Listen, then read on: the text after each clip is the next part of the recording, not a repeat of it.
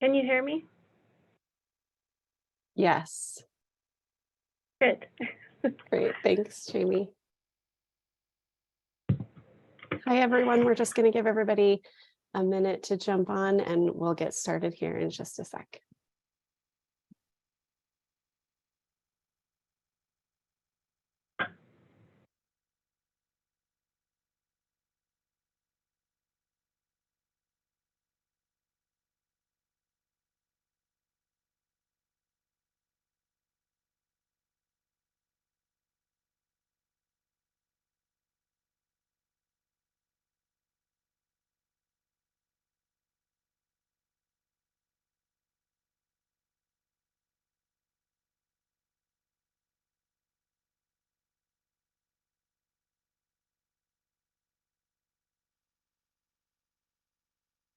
Okay, I think we'll go ahead and get started and people can join as they're able to.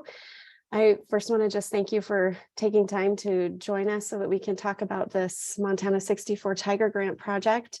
My name is Christine Fife, and I'm going to guide us through this presentation this evening.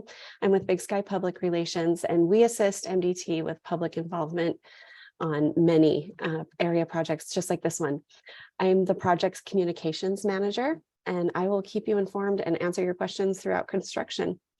I have with me tonight several members of our project team, and so I'm going to turn it over to them to introduce themselves, and then we'll get started with our presentation. So, Jamie, do you want to get us started with our introductions?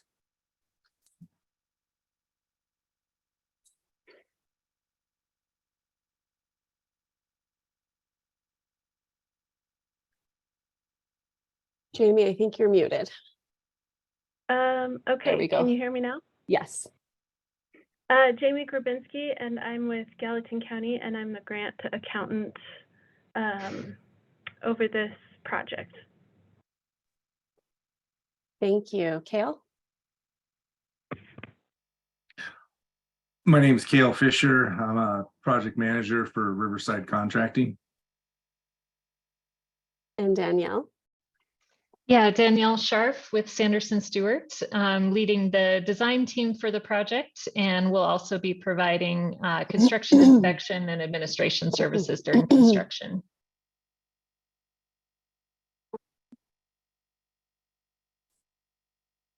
I'll go next. My name is Gino Linda. I work for the Montana Department of Transportation, and I am the Butte District Administrator.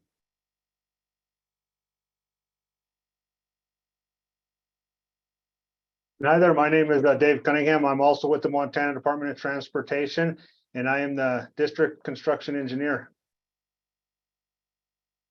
Thanks, everyone. I also wanted to introduce you to my colleague, Katie Hodge. She'll be assisting us with all of the technical logistics during this presentation. Katie, would you please introduce yourself? Sure, thanks, Christine. Good evening, everyone. As Christine said, I'm Katie, also with Big Sky PR. So as we go out throughout tonight's presentation, we will be answering questions at the end. So if something comes to mind, please enter those into the Q&A box at the bottom of your screen. It looks like 2 chat bubbles, and we'll be able to address all of those questions at the end as long as time allows. Thank you. And again, my name is Christine, and my contact information will be shared at the end of the presentation should you ever need to get in touch during construction. I also wanted to mention that we will be recording this presentation and placing it on the project webpage for viewing after the meeting. So with that, let's get started, and I'll turn it over to Jamie to kick us off. So the Montana 64 project is a collaboration between Gallatin County, Madison County, the Montana Department of Transportation, the Big Sky Resort Area, Sanderson Stewart, and Riverside Contracting through a Tiger Grant awarded to Gallatin County.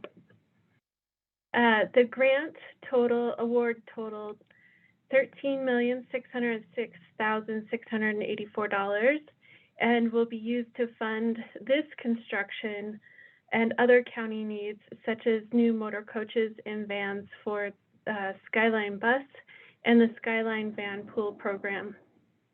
A Tiger Grant is a discretionary fund opportunity awarded through the Federal Highway Administration. and TIGER stands for Transportation Investment Generating Economic Recovery. This competitive grant program provides funding for transportation projects that improve existing conditions in the areas of safety, innovation, and opportunity.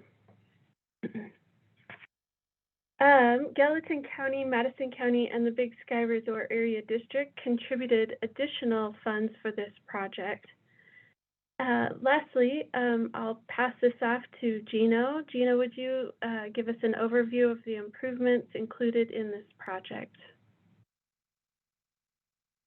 This project includes multiple improvements for vehicles and pedestrians. Some improvements have already been completed. MDT upgraded the traffic signal at the US 191 intersection in the fall of 2021. Last summer, crews added a new left turn lane at the Powder Light subdivision. And all utility relocations were completed in the spring. I'll turn things over to Danielle to talk about upcoming improvements. Yeah, thanks, Gino. So this map here on the slide that you see shows kind of an overview of all of the project areas that will be coming up for this summer. And these are the majority of the improvements that fall under the TIGER agreement. So the project area overall extends from the intersection of Montana 64 and US 191 at the east end, all the way up to Big Sky Resort Road on the west end. And so I'm going to talk you through each of the project areas briefly, starting at the west end with number 1 there at Big Sky Resort Road. We will be installing a left turn lane and related improvements right there at Big Sky Resort Road. And then number 2, working our way to the east, will include curve warning signage upgrades between Big Sky Resort Road and Andesite Road. Looking down at the number 3 project area, we will have left turn lanes at Andesite Road and at Big Pine Drive. And then number 4 includes a paved shared use path that will be added along the south side of Highway 64 between Andesite and Big Pine Drive. Number 5 will include a left turn lane and related improvements at Huntley Drive. Number 6 will be a pedestrian bridge that will be added over the West Fork of the Gallatin River near the Big Sky Community Park. Number 7 is a paved shared use pathway that will be constructed along Little Coyote from the Big Sky Community Park to Highway 64. Number 8 will be a new traffic signal and left and right turn lanes that will be added at the Little Coyote intersection, as well as a left turn lane at Meadow Village Drive. Number 9 is a pedestrian tunnel that will be installed under Highway 64, just west of Little Coyote. Number 10 is wildlife crossing signage upgrades, as well as some wildlife viewing pullout areas in that number 10 stretch to the west of 191. Number 11 is extension of the existing curb and gutter at the intersection of 64 and 191, and bus pullouts will also be added in this area. And next I will turn it over to Kale. He's going to tell us about the anticipated construction schedule and potential traffic impacts. Thanks, Danielle. Currently, we're planning to begin construction the middle of May, but it'll really be weather dependent. So we'll be keeping an eye on that over the next 3 weeks. And as soon as the weather and temperatures allow, we'll go to work. We're going to start construction at several locations simultaneously, beginning with the Little Coyote Road pedestrian bridge. And then we're also going to be working on the shared use path between Andesite Road and Big Pine Drive, as well as the Little Coyote pedestrian tunnel.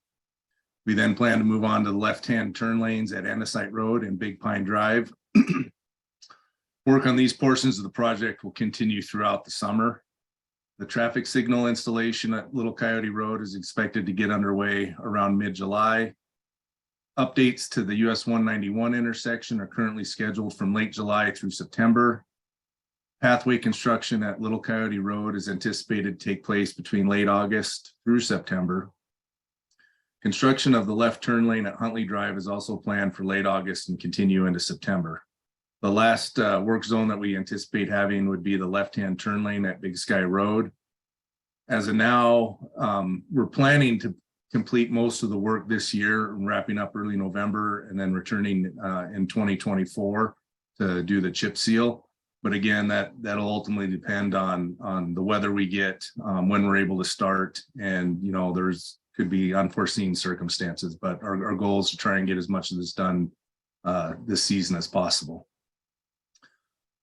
During construction, drivers can expect traffic control measures to be in place between 6 a.m. and 7 p.m. Monday through Friday.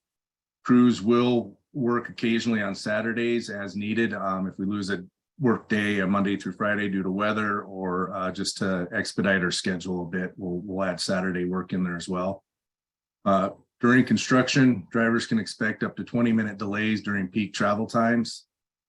We will be using some single lane traffic as necessary for short periods of time. Our goal is to maintain two-way traffic as much as possible. The road surface conditions during construction will vary between paved asphalt and gravel road surface. We will have a couple locations set up for a detour for the pedestrian tunnel that will be gravel. And then as we get into some of these widenings for the turn lanes, we'll have partial gravel and paved surface. We will have in place throughout the season some width restrictions as necessary to accommodate traffic through the work zones. I'll pass it on to Dave now to talk about work zone safety. Thank you, Cale. Yeah, I just want to take a second to talk about MDT Vision Zero and work zone safety. MDT's Vision Zero mission is the goal of 0 deaths and 0 serious injuries on Montana's roadways. Improvement projects like this one play a massive part in that goal. The MT64 Tiger Grant project is helping us meet this goal by providing improved turning options and ensuring traffic continues to flow efficiently through the area. Drivers can directly help to protect our crews during construction. Crews are often located just feet away from vehicles driving through the construction area. Drivers are encouraged to slow down, avoid distracted driving, and proceed carefully through the work zones. And then please remember, everybody, that work zones fines double in those work zone areas. So thank you, and I'll turn it over to Christine now. Thanks, Dave. Big Sky Public Relations is available throughout construction to address any questions or concerns that you may have. And you can reach us by emailing me at Christine@bigskypublicrelations.com, or you can call the project hotline at 406-207-4484. And that hotline is staffed Monday through Friday between 9 a.m. and 5 p.m. If you'd like to be, excuse me, if you'd like to receive weekly construction updates, please feel free to email me or text MT64 project to 41411. Update subscribers are often the first to know about urgent project information and any impact changes. So I encourage you to do that, and also encourage you to visit our project website. And you can get there by going to bit.ly/MT64 project. And there you can learn more about the project, and construction updates will be added to that website weekly as well.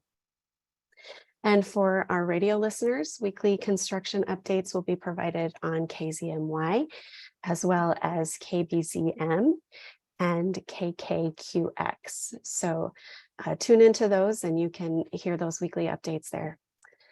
If anyone wants to keep reviewing this information, we'll leave this screen up for a bit, but I would like to transition to the Q&A session. And I see that we've already got some questions rolling in. So if you have a question about the project, please use that Q&A system to message us, and we'll dedicate the remaining time to answering any questions you may have. So I'm going to turn some time over to Katie, who's going to lead us through that question and answer session. What do we have, Katie? Great, thanks, Christine. So we have a few coming in. And as a reminder for anyone listening that does have a question, please feel free to type those into that Q&A chat bubble at the bottom of your screen. So with that, I will jump right in. Danielle, this one's for you. And so a participant is saying that they're noting that the bus pullout and wildlife viewing areas is part of the plan and wondering if there's been any discussion in the initial scoping or final plan for the existing pullouts on the downhill side of the Big Sky Resort. Also wondering if there's basically the same question for pullouts on the north side up to Big Sky. Danielle, would you mind answering that for us? Sure, yeah, I'd be happy to. The answer to the question is no, that those pullout areas were not part of the Tiger Grant application, and they did not come up, during the design process as something that needed enhancement or additional pullouts. So those would have to be completed as a separate project. Okay, thank you, Danielle. And if there are other questions on that, let us know by just following up in the Q&A system. But I will move on to another, which this one's from Vanessa. And she's wondering who is responsible for the maintenance of the new improvements that are coming. And she's noting that she's particularly concerned about the pedestrian tunnel and wondering if there's any thoughts around those. Danielle, do you have an idea or pass that on to somebody else? Yeah, I think I can answer that question. So the maintenance of the highway itself, where the widening of the improvements is taking place, that will still be maintained by MDT. But there is an agreement in place between the Big Sky Community Organization and Gallatin County and MDT. So BSCO will maintain the pathways, the tunnel, and the bridge. So to address your specific question about the tunnel, that will be maintained by BSCO, and there will be lighting in that tunnel. So I think that will help with a lot, hopefully, with your concerns about those getting creepy. It is a pretty large tunnel and it will be lit. So hopefully that helps as well. Thank you, Danielle. All right, our next question is noting that there's some drastic drop-offs from the pavement to the shoulder, and noting that this is particularly hazardous during the winter as plowing and there aren't able to see many opportunities around after their tire catches. So wondering if that's going to be remedied or noted at all through this project.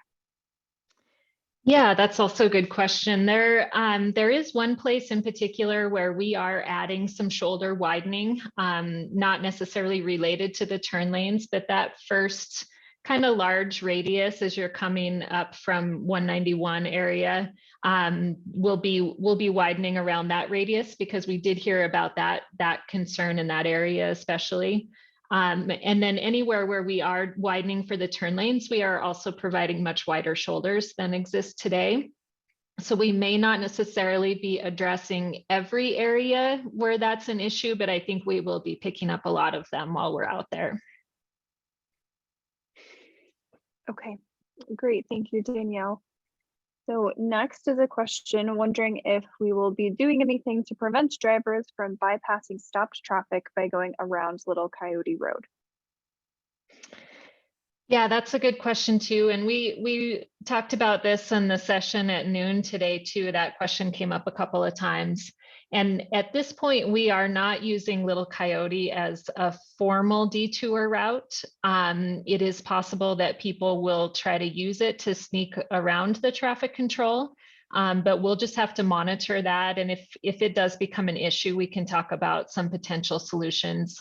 At this point, we won't be encouraging it, but we don't have anything formal in place to prevent it either, but we'll definitely monitor it. Thanks for that additional context, Danielle. Next, we have a question. So first is more of a comment and then thoughts around it, I guess. So I'll throw this to you, Danielle, first, and then we'll see if anyone else wants to jump in. So someone is sharing that they have a concern that dollars are being spent to create improvements to accommodate development projects, when it seems that developers are more than able to pay for these improvements themselves, potentially. So any thoughts around that maybe we could share? Danielle, I'll go to you first. Okay. Yeah. So I think so far up there, it's kind of been a combination. So the turn lanes at Powder Light subdivision that were constructed 2 years ago and finished last year, those were installed by the developer. They were originally part of the Tiger Grant project, but were pulled so that they could be installed sooner than the rest of the project, and the developer ended up paying for it. A lot of the turn lanes that will be installed with this project feed a combination of different developments, and many of them are developments that have been in place for a long time. There could be new ones that will benefit from them as well, but if there's a new standalone development with new access to the highway, if they trigger warrants for a left turn lane, they will still be required to build them themselves.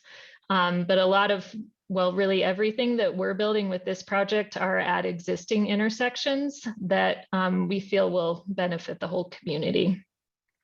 Hopefully that helps. I know that it does for me. So if anybody else listening in still has questions, please feel free to add those back. I appreciate those thoughts, Danielle. We have another question wondering if the entire road throughout the project area is going to be chip sealed or just repairs going to be happening. So we will be doing a chip seal over the full width of the areas where we'll be widening. So where we're adding the turn lanes and we're widening on either side, we'll chip seal all the way through and put down new pavement markings all the way through.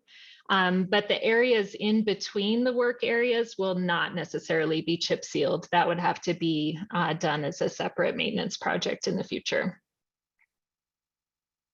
Okay, thank you, Danielle. So next is a question from Richard wondering if speed bumps will be installed on Little Coyote Road, and he's noting that there's already a lot of speeding happening in that area. Yeah, our improvements on Little Coyote really just consist of the pathway, the bridge and the tunnel in that area. We will not be installing speed bumps with this project. So if that's a need, that would need to be evaluated and completed as a separate project.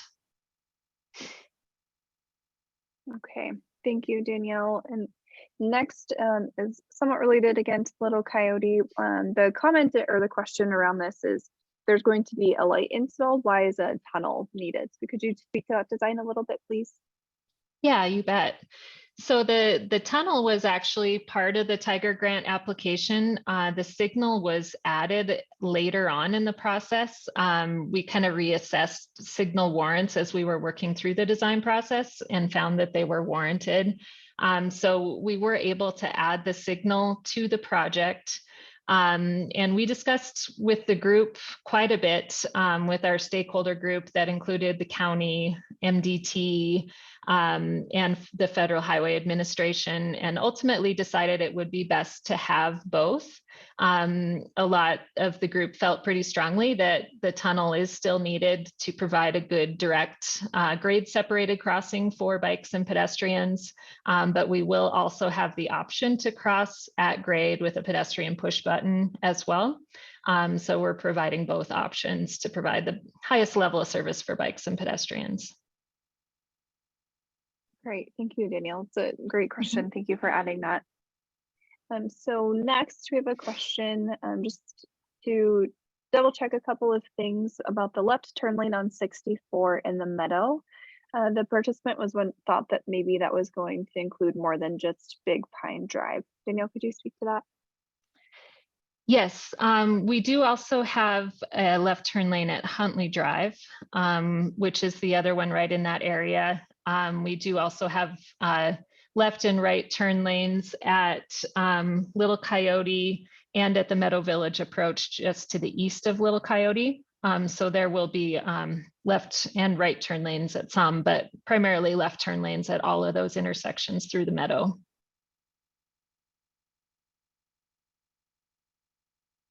Perfect. I think my screen did something funky, so hopefully I'm showing a map again. I apologize. We were going back and you forth. are. Okay, thanks, Danielle. Next question is wondering if the bike path that is currently in place will be open from Conoco to Town Center, if it will be kept clear and safe during construction. Yes, that existing pathway will remain available for use during construction. I will say we will have some slight modifications to the pathway primarily around the tunnel area. So there will be a need to close it for a period of time right near the tunnel so that we can make those improvements. But the rest of the pathway to the east down to 191 should be available during construction. Great, thank you. So somewhat similarly, we have another question, wondering if the bridge to the community park will be widened, and then differently, what will the pedestrian walk look like, and where and how will it integrate to the existing facilities? So the bridge with this project will be a separate pedestrian only bridge that will parallel the existing vehicle bridge. So we are not making any improvements to the existing bridge, just adding a separate bridge for the pedestrians. So the pathway will lead right into this bridge and then out into the park without having to access the vehicle bridge. Okay, thanks, Danielle. That's super helpful. Next, an attendee is wondering if we know where people will be able to park for the public park access at Kirchner, and I apologize if I just butchered that name. So I believe that's the park on the south side of the highway across from Little Coyote. If that's not right, please weigh in, but there is a little bit of kind of parking area off of the shoulder there that will not be available anymore with this traffic signal that we're putting in at the intersection. So I think there would be a need to park elsewhere and then ride the pathway and the tunnel. You know, you can get to the tunnel, get to the south side via the tunnel, but will be a need to park elsewhere rather than right off the highway. Okay, thank you, Danielle. And if that did not answer your question, please let us know and we're happy to follow up.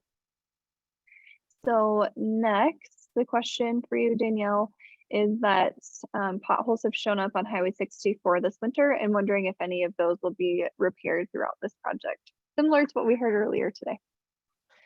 Yeah, I think certainly if they fall within the areas where we're doing the widening, we'll be able to address them. If they're elsewhere along the corridor, away from the areas where the widening will happen for the turn lanes, then we probably will not be addressing them with this project. That would have to be addressed by MDT's maintenance crews instead.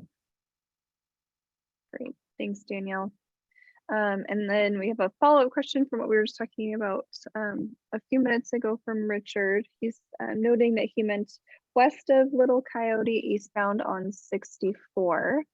And I believe that question was more related to the, oh shoot, I just lost it.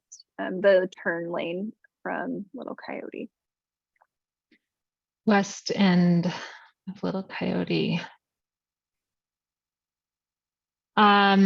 Where it loops back around to the highway on the west end, we do not have any turn lanes planned right there. If that was the question, I'm sorry.